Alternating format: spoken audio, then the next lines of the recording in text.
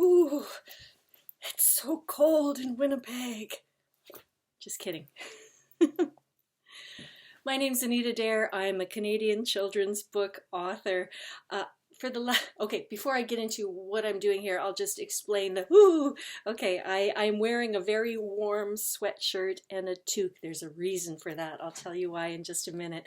Last week, when classes were suspended in many parts of Canada, at least one class was reading one of my books, and so I decided to read chapters from it. That book was Forgetting How to Breathe. It's a middle grade and junior high novel. I read 4 chapters from that, and then I read the thank yous from my just released novel. It's a teen novel. You Don't Have to Die in the End. I hope you'll look for that one. It's making its way to stores and libraries. You can get it from a library. And then I read a chapter from the first in my Junior Canadian Rangers series called Racing for Diamonds, and then a chapter from the second in my Junior Canadian Rangers series called Poachers in the Pingos. Today I'm going to read first chapter from the third and final book in my Junior Canadian Rangers series called On the Trail of the Bushman, which takes place in the Yukon Territory in Canada. Why I'm wearing this very warm outfit on a beautiful day in Winnipeg. I think it's going up to 7 degrees above zero, and the sun is shining and it's gorgeous. This is the outfit. One of the some of the gear of Junior Canadian Rangers, which I've mentioned, is a real youth organization in Canada, overseen and run by the Canadian Rangers, and it's really a positive group. Young people who between the ages of 12 and 18 who are Junior Canadian Rangers often end up being leaders and role models in their community because they're really focused on doing good, on helping each other, helping elders, doing anything that needs doing in these remote and isolated, often communities, northern communities. So yesterday I was wearing a ball cap and this sweatshirt that features the logo of the Junior Canadian Rangers. They presented me with this gear when I went up to Yellowknife to do some research several years ago before I wrote these novels. And I mentioned yesterday I wasn't wearing the toque because it was too warm, and I thought, why not, just to let you know what it looks like. It's a nice tight knit toque. Okay. So here we go. I'm going to read the first chapter of Poachers in the Pingos. Like I said, it's the final book in the Junior Canadian Rangers series. Thank you to Orca Book Publishers. They're my publisher for this particular series. I received word this morning that they're putting up videos of a number of Orca authors who are reading chapters from their Orca books. So if you're a teacher or a parent and you're familiar with Orca books, they're quite often in the school systems because they're excellent books. You can go over to Orca, the publisher's website, and it might be just a quick access point to see a number of videos if your children, if your students are going to enjoy something like that. And of course they will. Who doesn't love being read to? Okay. Chapter 1, Poachers in the Pingos. No, Chapter 1, On the Trail of the Bushman. This is the story I'm reading today. I'm often befuddled. That's okay. I accept that about myself. Here we go. Everyone get dressed and get out.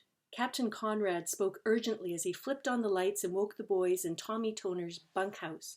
Outside, alarms were sounding and people were shouting. The smell of smoke was overpowering. Is the camp on fire, Captain Conrad? Tommy asked, shaking off sleep. It's the cookhouse, but we're worried it might spread. Follow me, boys. We'll form a bucket brigade until the fire department gets here. Tommy was bunking with 15 other Junior Canadian Rangers, JCRs for short, led by the Canadian Rangers. The Canadian Rangers were known as the eyes and ears of Canada's North. The JCRs were the organization's youth group. Tommy had arrived 3 days ago as one of 185 boys and girls from across the North lucky enough to attend the annual JCR summer camp in Whitehorse, Yukon Territory. Right now, Tommy didn't feel very lucky. A flying pillow to his head knocked him back to his senses. Come on, Tommy, his friend Collie shouted. Get it together. Right, Tommy said with a quick smile. The situation was serious, but Tommy couldn't help smiling. He always smiled. He was the type of person who smiled because it was sunny or because he was out in his boat. Everyone knew that about him. He was just a happy Inuvialuit boy from the small northern community of Tuktoyaktuk on Canada's Arctic coast. but he was absolutely serious right now, despite the quick smile. It was just his way of saying, "I hear you." With heart pounding and blood racing, he quickly pulled on his clothes and followed Collie and the other boys out the door to a line of JCRs that stretched up from the river. Even though it was the middle of the night, there was still plenty of light. When the July sun did disappear in this part of the north, it wasn't for long. Tommy and his bunkmates joined the line close to the fire. Captain Conrad and the other rangers passed out water-soaked strips of cloth for the JCRs to wrap around their heads and faces. Then the rangers took their places closest to the flames. With rangers shouting instructions down each line, water sloshed forward toward the cookhouse, which was completely engulfed in flames. Tommy's eyes burned from the smoke as he passed each bucket forward, but he made sure the wet cloth was well wrapped around his face.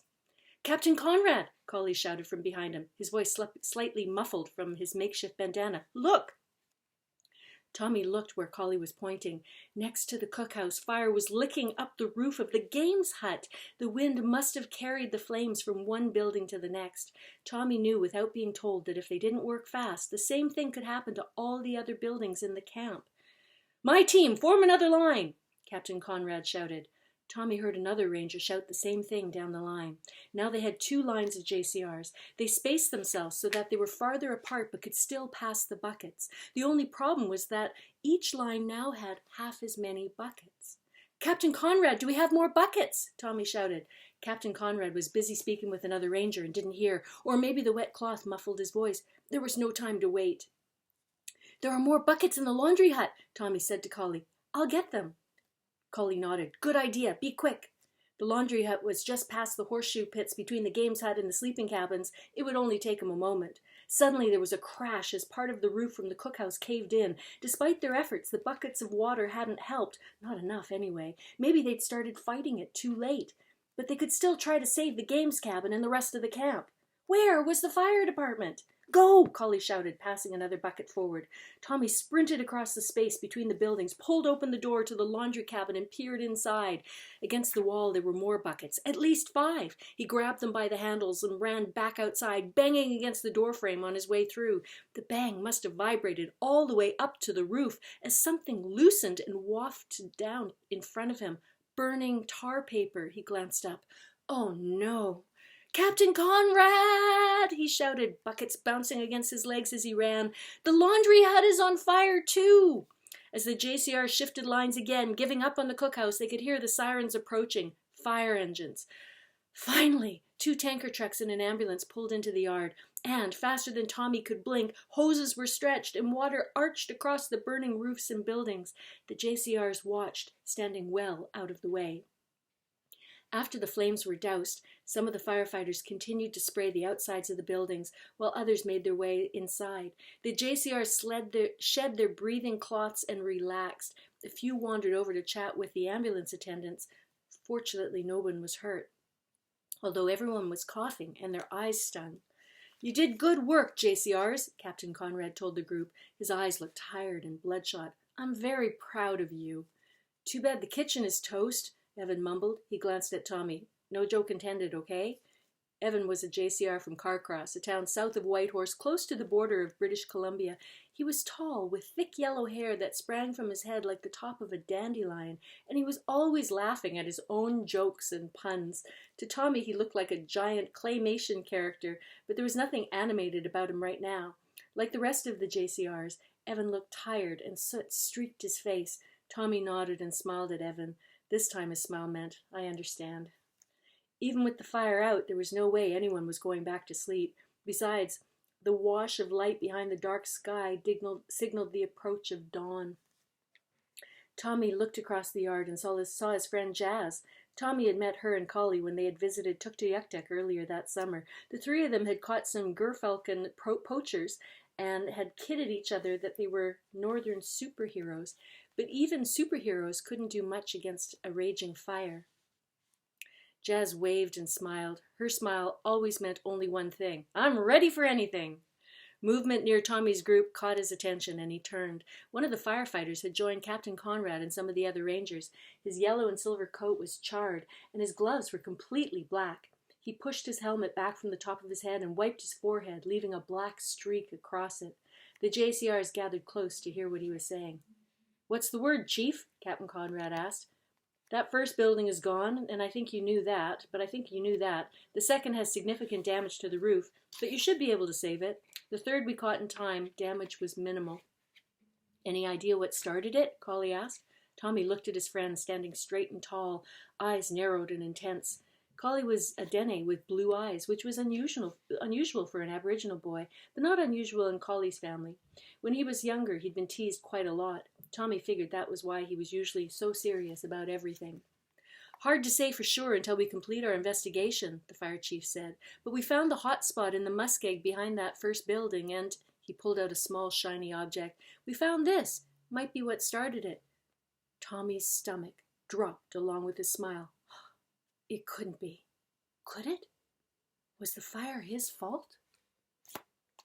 End of chapter 1. Okay, I'm going to take off this hat because it is really warm. Thank you for letting me share the first chapter of my third and final book in the Junior Canadian Rangers series with you. That was such a fun series to write. We're into the weekend now. It's my mother's birthday today, so I am baking a pineapple upside down cake to celebrate her birthday. She is in BC. I'm in Manitoba. My sisters and I are going to do some online video conferencing and have a little birthday celebration from a distance, which we can do. I mean, things are awkward right now, but we're finding other ways to connect, so that's kind of interesting. I hope you have a wonderful weekend. Enjoy yourself as much as you can. I know these times are worrying, but I also think that we are resilient, and we're finding ways to adjust and live our lives. So enjoy yourself in whatever manner you can, and we'll see you back here on Monday. Read a book.